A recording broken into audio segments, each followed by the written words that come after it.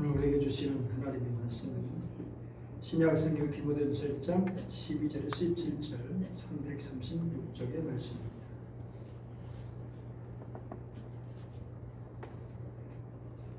나를 능하게 하신 그리스도 예수 우리 주께 내가 감사하노. 나를 충성되이 여겨 내게 직분을 맡기심이니 내가 주를 비방하는 자여 박해자여 못하였사야 우리여 여기를 이루고소서 내가 용기하게 하지 못하였사야. 우리 주의 은혜가 있고 예수 안에는 믿음과 사랑과 함께 넘치도록 풍성하였도다. 모든 사람이 받을 만한 말이여 그리스도 예수께서 죄인을 구원하시고 세상에 만나서 죄인의 은혜가 되겠으리라. 그러나 내가 긍휼을 입은 까닭은 예수 그리스도께서 내게 먼저 일체 오래 참으심을 보이사 우리의 주를 믿어 영생 얻는 자들에게 오래되게 하려 하심이라. 영원하시와 곧 썩지 아니하고 보이지 아니하고 홀로 하나이신 하나님께 존귀와 영광이 영원문관으로 있을지어다. 아멘. 해마다 풍성한 은혜를 주시는 하나님께 감사드립니다. 폭염 속에서도 여러분 먹을거리를 주셔서 감사드립니다. 우리들이 아무리 수고한다 해도 주님께서 도와주지 않으시면 은혜 베풀어 주지 않는다면 우리 모든 수고는 헛될 뿐일 것입니다. 그래서 우리는 더욱 주님을 의지하고 또한 하나님께 감사와 찬양을 드리는 것입니다. 손경민 작사 작곡의 감사라는 찬양 가사를 보면 이러합니다. 오늘 숨쉬는 것 감사, 나를 구원하신 것 감사, 내 뜻대로 안 돼도 주가 인도하신 것 모든 것 감사, 내게 주신 모든 것 감사, 때론 가져가심도 감사, 내게 고난 주셔서 주 뜻 알게 하신 것 모든 것 감사. 주님 감사해요. 주님 감사해요. 내가 여기까지 온 것도 은혜입니다. 나를 사랑하신 주 사랑 감사합니다. 항상 주 안에 있음 감사. 참된 소망 주심도 감사. 나 같은 사람도 자녀 삼아 주신 것 모든 것 감사. 주님 감사해요. 주님 감사해요. 내가 여기까지 온 것도 은혜입니다. 주님 감사해요. 주님 감사해요. 나를 사랑하신 주 사랑 감사합니다. 우리 모두에게 정말 감사할 것이 많죠. 특별히 우리에게 가장 귀한 은혜는 우리를 구원해 주시는 은혜입니다. 시편 68편 19절 같이 읽어볼까요? 날마다 우리 집을 지시는 주 곧 우리의 구원이신 하나님을 찬송할지로다. 에베소 2장 8절 너희는 그 은혜에 의하여 믿음으로 말미암아 구원을 받았으니 이것은 너희에게서 난 것이 아니요 하나님의 선물이야.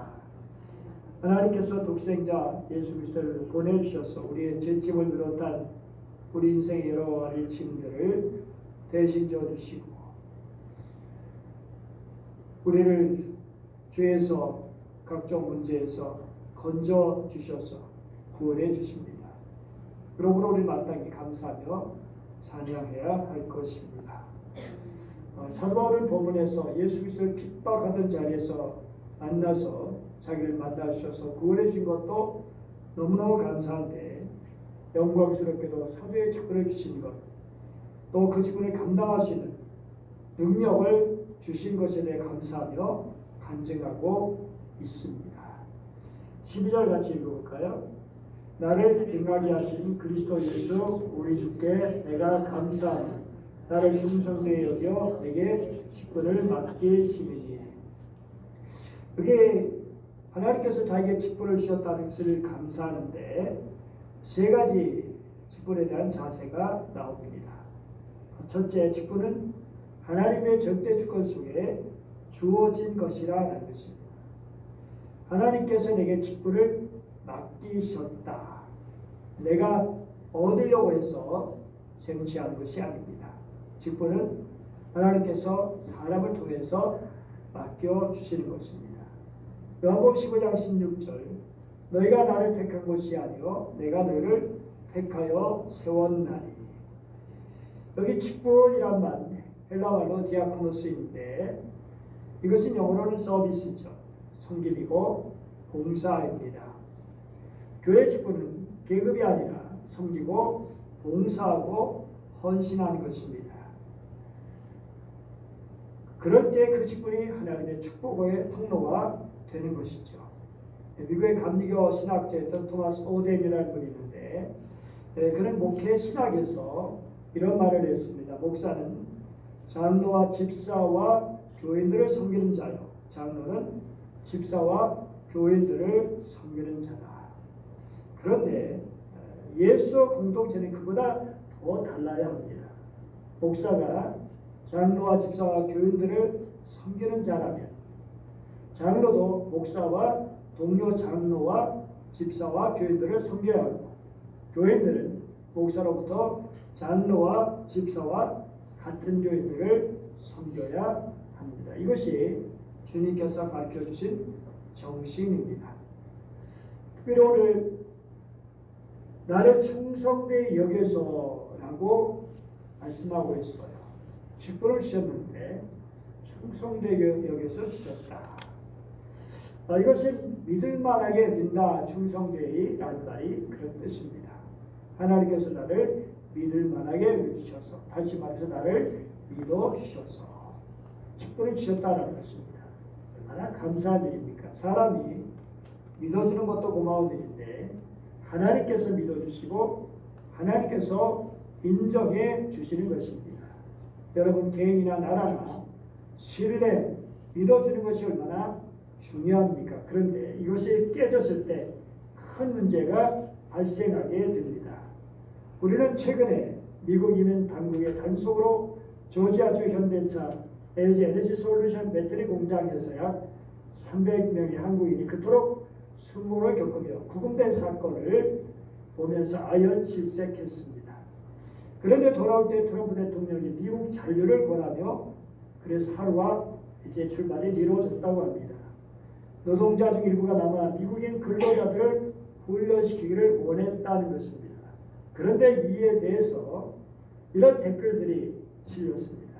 남아서 훈련시키래 그 수모를 죽어도 세상을 채우고 구금하는 게 동맹이냐?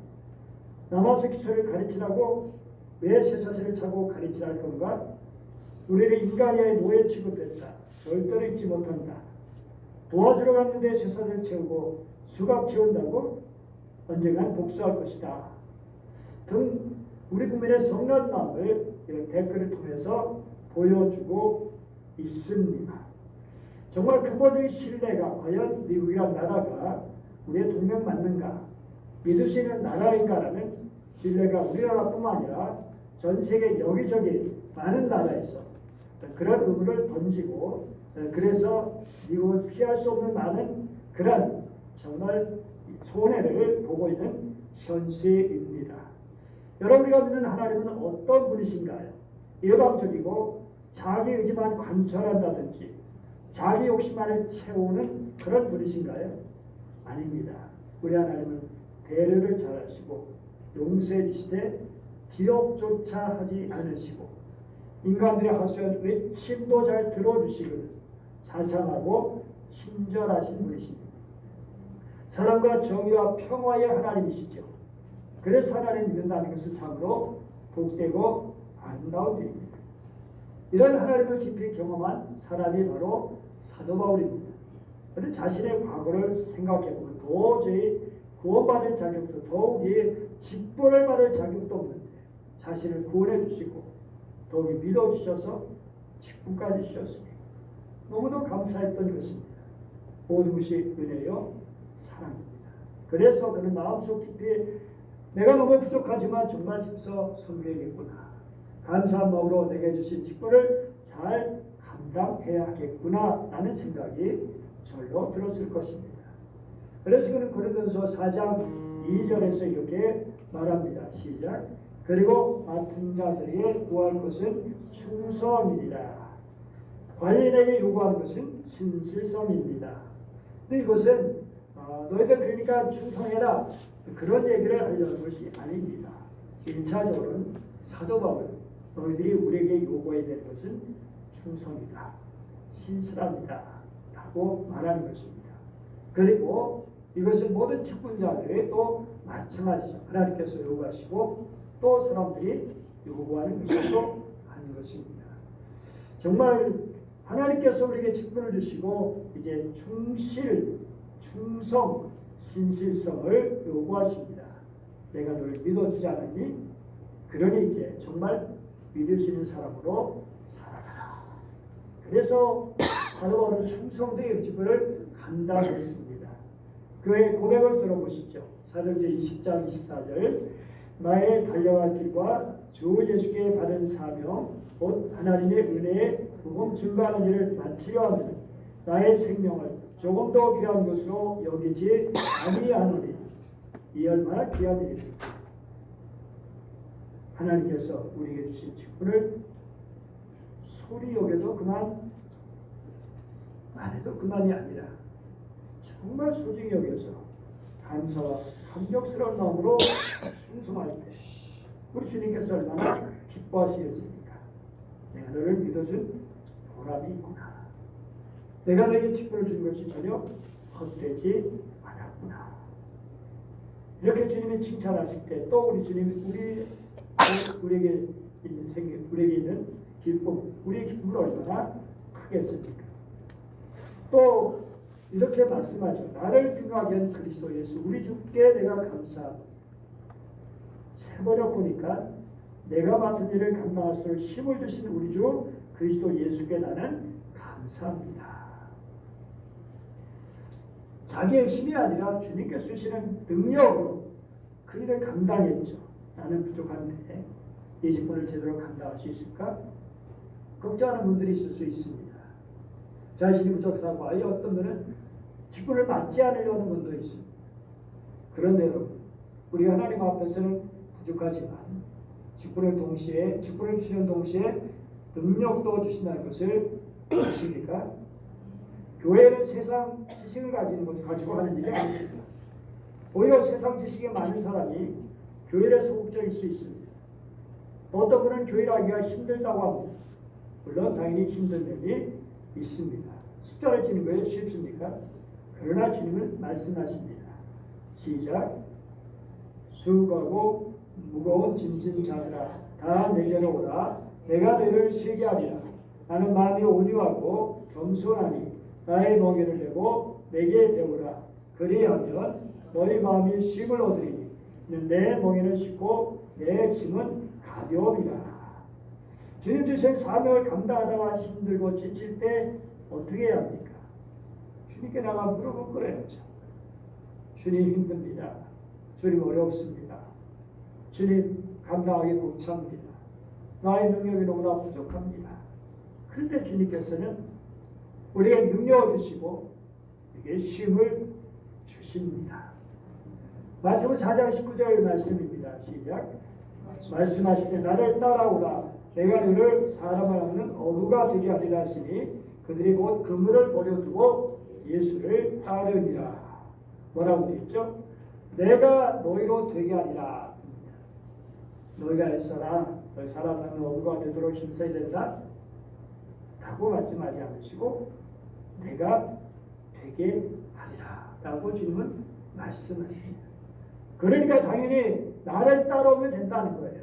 내 말 믿고 나를 따라오면 내가 너에게 주는 훈련을 받고 그리고 정말 나를 믿고 따라오면 그러면 어느 순간 너희들이 그렇게 돼 있을 것이다 라는 것입니다.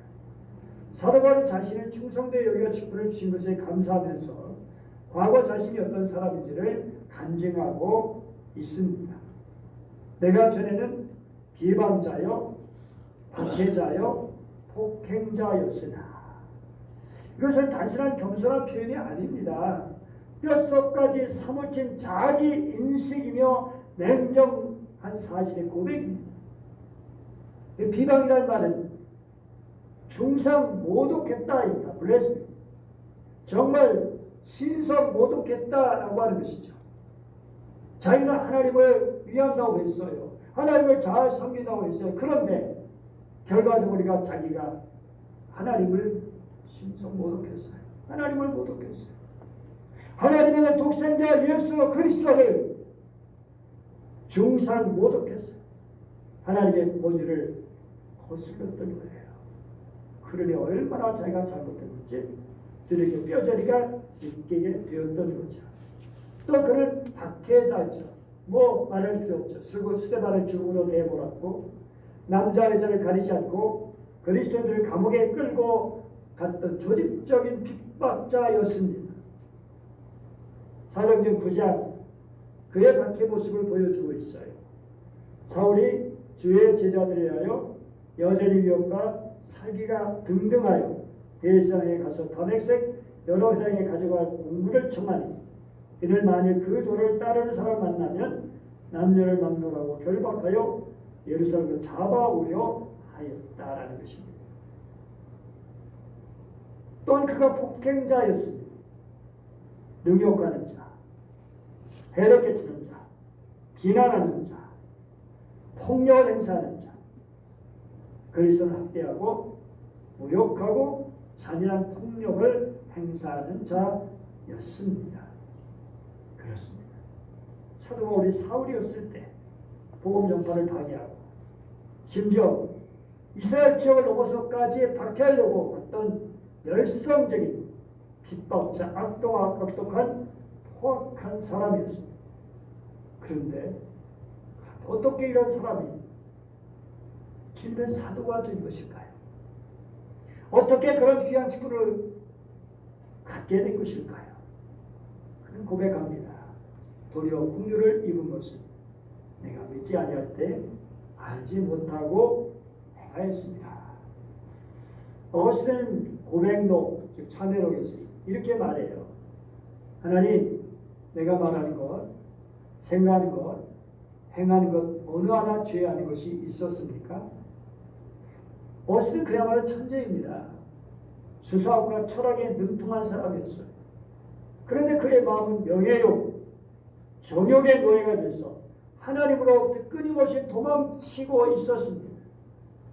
그는 진리를 찾았지만 진리신 하나님을 찾는 것을 두려워했어요. 그 영혼은 안식처를 찾지 못해서 끝없이 방황했습니다. 그런 그는 고백록 첫 장에서 이렇게 말합니다. 주님, 당신은 당신을 위해 우리를 만드셨기에 우리 마음에 당신 안에서 안식을 찾기까지는 평안이 없나이다. 사도 바울과 오거스틴 이 두 지성인의 모습 정말 대단히 똑똑한 사람들이죠. 그런데 하나님을 떠난 인간이 어떤지를 적나라하게 보여주고 있어요. 아무리 똑똑하고 아무리 열심히 있어도 하나님을 떠난 인간은 결국 하나님을 대적하는 자리에 서게 됩니다. 이것이 바로 16세기 종교개혁자들이 외쳤던 인간의 전적 타락입니다. 스스로의 힘으로는 하나님을 기쁘게 할 수도 없고 구원에 이를 수도 없는 절대적인 무능력한 상태. 마르틴 루터는 수많은 고행과 선행으로 이 절망의 벽을 넘어오려고 했지만 그가 마주한 것은 거룩하신 하나님 앞에 더러운 자신의 모습뿐이었습니다. 장 깔뱅은 그에 대한 기독교 강요에서 인간의 마음은 우상을 만들어내는 공장과 같다라고 말했습니다. 그런데 하나님께서는 어거스틴을 구원해 주셔서 성자로 불리도록 만들어 주셨고 루터를 위대한 종교개혁가로 삼아 주셨고 깔뱅을 위대한 목회자의 신학자로 삼으셨습니다. 그러니 얼마나 위대한 일입니까? 얼마나 감사한 일입니까? 얼마나 백걸난망한 일입니까? 여러분, 예수 믿기 전에 과거는 어땠습니까? 아니, 예수 믿고 난 지금의 모습은 어떻습니까? 자랑스럽습니까? 아니, 부끄러운 모습입니다. 정말 자랑스럽다고 말한다면 너무 감사한 일이죠. 고마운 일이죠. 그러나 그렇지 못한 부분이 훨씬 더 많을 것입니다. 그럼 이제 어떻게 합니까?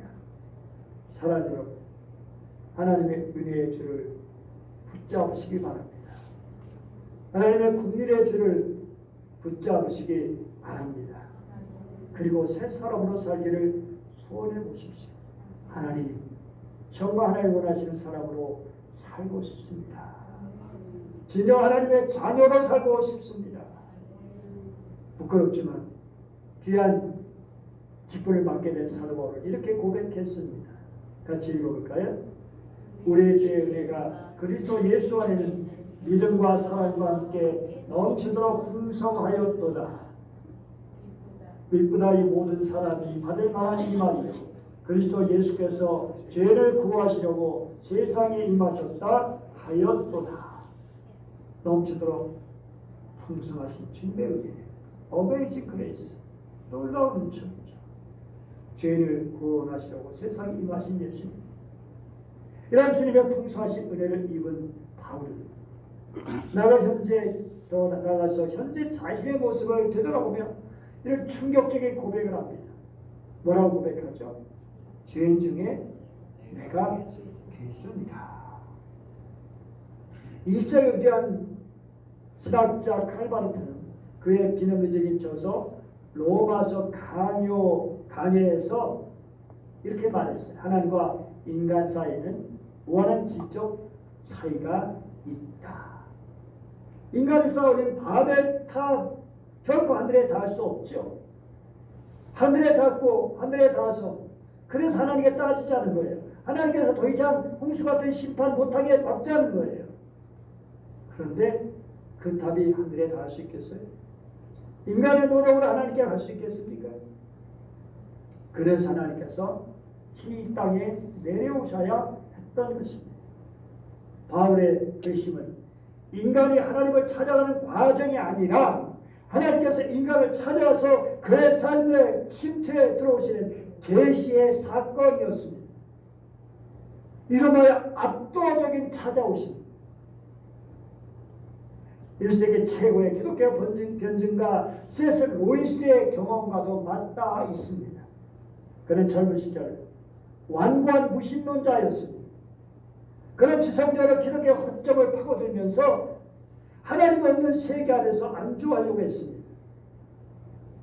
그러나 그의 지성이 깊어질수록 그의 양심이 정직해질수록 그는 자신이 그토록 부정해오던 신의 존재 앞으로 조금씩 몰리고 있음을 느꼈습니다. 그는 자기의 저서적 예기치 못한 기쁨이라는 책에서 자신의 회심의 순간을 이렇게 묘사하고 있습니다. 한번 같이 읽어볼까요? 시작. 나는 1929년 3일째 학기 동안 마침내 무릎을 꿇고 기도했다.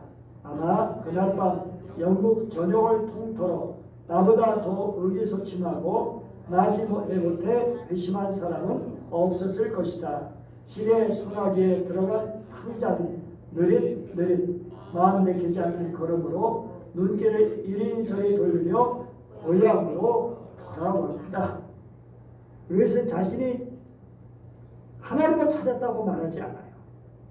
오히려 끈질기게 도망치던 자신을 하나님이라는 신성한 사냥꾼이 마침내 사로잡았다라고 고백합니다.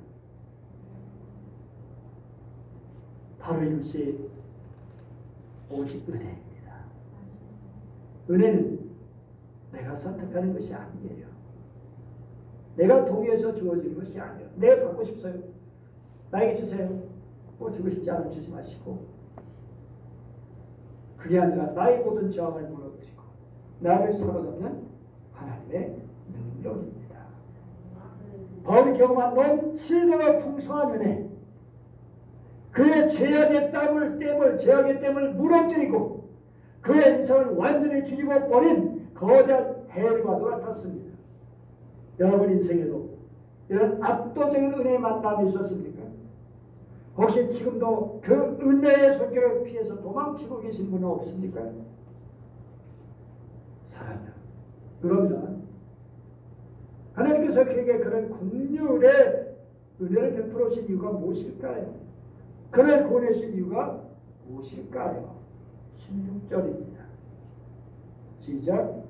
그러나 내가 긍휼을 입은 까닭을 예수 그리스도께서 내게 먼저 일체 오래 참을 보이사 후에 주를 믿어 영생 얻는 자들에게 본이 되게 하려 하심이라. 정말 그렇죠. 돈이 되려 하십니다. 하나님께서 바울을 구원하신 목적은 단지 바울 한 사람을 구원해서 천국에 보내시기 위한 그런 것이 아니었어요.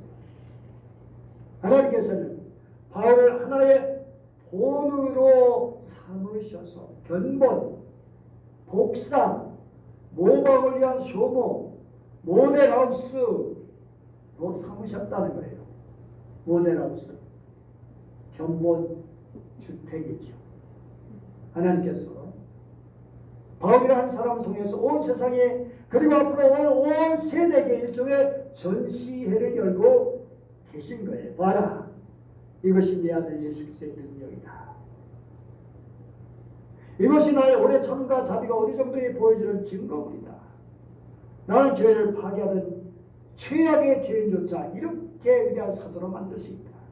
그러므로 너희가 과거에 어떤 죄를 지었던 지금 어떠한 비참한 상태에 있든 결코 절망하지 마라.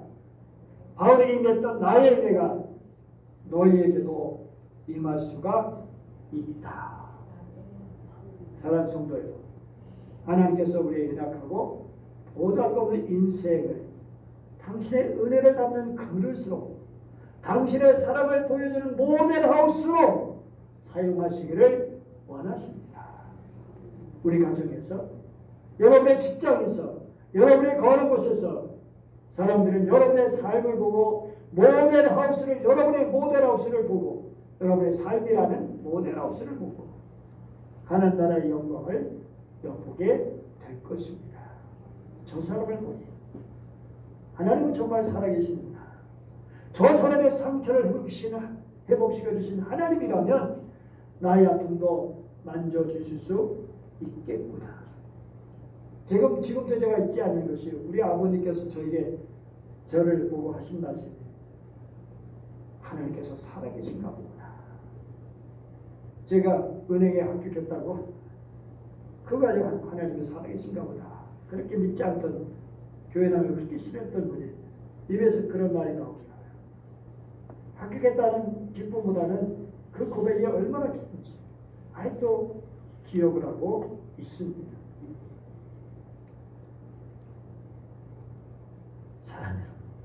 이것이 우리에게 주신 영광스러운 사명입니다. 진로중에 따라 사도 바울은 이렇게 고백하게 되었잖아요. 시작. 내가 그리스도를 본받는 자 된 것 같이 너희는 나를 본받는 자 되라. 나를 본받아라. 여러분들이 우리가 이렇게 말할 수 있을까요? 나를 본받아요. 내가 예수 믿는 거 나를 보면 되잖아. 그렇게 우리 모두가 되기를 축복합니다. 오늘 말씀은 하나님을 대적하는 최악의 죄인이 하나님 은혜를 증거하는 최고의 사도가 된 이야기잖아요. 이 모든 이야기는 바울 자신의 고백과 감격에 폭발하는 장엄한 찬송으로 끝을 맺습니다. 17절입니다. 시작. 영원하신 바 꼭 섞지 아니하고 보이지 아니하고 홀로 하나이신 하나님께 존귀와 영광이 영원 무궁하도록 있을지어다. 아멘. 결국 간증의 결국은 자기 자신이 아니에요. 이 위대한 반전을 연출하신 감동이신 하나님, 그 하나님을 향한 찬양으로 귀결됩니다. 하나님께서 오늘 우리에게 묻고 계십니다. 너는 이 위대한 반전의 이야기 어디에 서 있느냐? 아직도 나를 피해 달하는 어거신처럼 스스로 힘으로 의에 이르려고 애썼던 루터처럼 은혜 이전의 삶에 머물고 있지 않냐? 그리고 오늘 말씀 통해 우리에게 세미한 음성으로 부르십니다. 다메섹 도상에서의 바울처럼 영국의 어느 작은 방에서 저할 수 없는 은혜 앞에 무릎을 꿇었던 루이스처럼 너도 그 압도적인 만남의 순간이 있었느냐? 내가 너를 사랑한다. 내가 너의 심령을 만져주겠다. 주님께서 우리를 찾아오시고 우리에게 말씀하십니다. 우리는 마음을 열면 됩니다. 오 주님, 내 마음을 엽니다. 내게 오셔서 나의 생명이 되어 주시옵소서. 나의 능력이 되어 주시옵소서. 나의 주님이 되어 주시옵소서. 나의 말고 모델하우스 하나님의 은혜를 나타내는 귀한 견본하우스가 되게 하여 주시옵소서. 기도하겠습니다. 은혜로우신 하나님 아버지 감사드립니다. 오늘도 저를 사랑해 주셔서 오늘 말씀을 또 주심을 감사드립니다.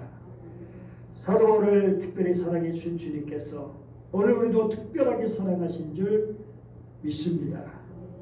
사도 바울이 그렇게 비방자, 박해자, 폭행자였지만 그럼에도 불구하고 그를 들어 위대한 사도로 만들어주신 주님, 하나님 우리도 주님 그렇게 귀하게 사용하실 줄 믿습니다. 죄 중에 괴수였지만 하나님 은혜가 넘치도록 흘러서 죄악의 댐을 터뜨려버리고 하나님의 충만한 심령으로 간대마다 하나님의 은혜와 사랑을 나타냈던 사도 바울처럼 오늘도 그렇게 우리를 사용하시기 원하시는 주님 감사합니다. 우리는 부족하지만 연약하지만 한없이 초라하지만 하나님의 은혜와 능력이 하나님의 국률하심이 우리 심령에 풍성하게 채워질 때 우리도 역시 하나님의 은혜를 힘차게 증거하는 은혜의 통로, 축복의 통로, 그리고 이것이 나의 간증이요 이것이 나의 찬송일세 간증하시는 주님의 자녀가 될 줄 믿습니다. 주여 우리를 붙들어 주시고 사용하여 주시옵소서. 간절히 원하며 귀하신 주 예수님의 이름으로 기도드립니다. 아멘.